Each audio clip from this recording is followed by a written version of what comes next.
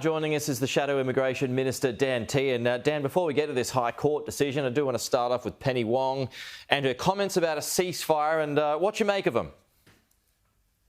Well, look, what we have to recognise, Pete, is that the Jewish community here in Australia would not have made their comments overnight lightly. They are trying to work with the Australian government at the moment because obviously they're feeling very unsafe in the community at the moment. So for them to come out and say this shows that Penny Wong got her language completely wrong. Hamas is a terrorist organisation. It is holding Israeli hostages. It doesn't want the state of Israel to exist. So Penny Wong needs to make sure that she gets her language right, that she condemns Hamas. The Labor government have recognised them as a terrorist organisation.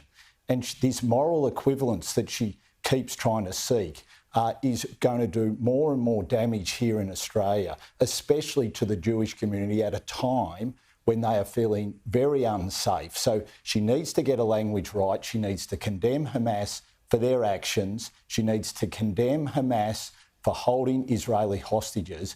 And she has to condemn Hamas for wanting to make sure that Israel doesn't exist as a state. Hamas is not the solution to a two-state solution for the Middle East. It is just not the right way to go, and she has to recognise and understand that. Look, at the end of the day, Benjamin Netanyahu is not going to care one little bit about what Penny Wong has to say, but her point that too many civilians are losing their lives is right, though, is it not?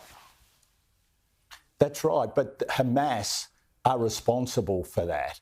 And while Benjamin Netanyahu mightn't mind what Penny Wong says, the Israeli community here in Australia does. And they're not feeling safe at the moment. Anti-Semitism is on the rise. And what they're calling for is Penny Wong to make sure that she gets her language right. This is a terrorist organisation. It's recognised by the Labor government as a terrorist organisation. It is holding Israelis hostage. That is what she has to understand, and it's incredibly important for the Israeli community here in Australia, for the Jewish community here in Australia, that she gets her language right. OK, that is true. Now, on to last week's High Court ruling, Dan. About 50 folks have already been released. What does the government need to do to ensure community safety here?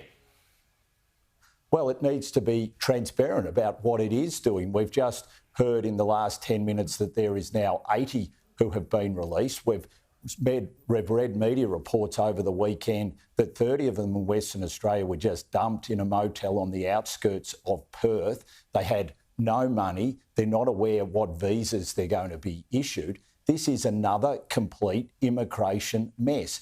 Andrew Giles will not front the media on it. He hasn't done a press conference on this. He won't be transparent about what actions are being taken, remembering the type of people who are being released into the community are child sex abusers, people who have been murderers, hitmen, other people who have had aggravated violence against other people. What is being done to keep the community safe? We know now that there are 80 people who have been released. We don't know what visas they're on. We don't know what interaction has been undertaken with local state police. In Western Australia, it just seems 30 were dumped in a motel.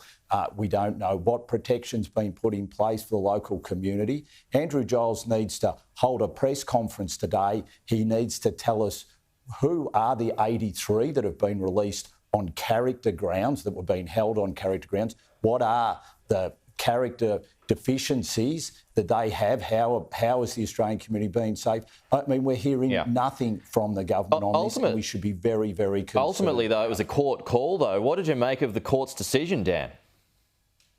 Well, what the court's decision has done is made sure that the government has been caught on the hop. I mean, why hadn't they planned for the court making a decision like this? Why aren't they looking to put in place legislation that could address this? Why aren't they seeking to challenge? The government just seems to be just saying, OK, we're fine for these people that were being held on character ground, 83 of them, to be released into the community. And we don't know how they're keeping the community safe.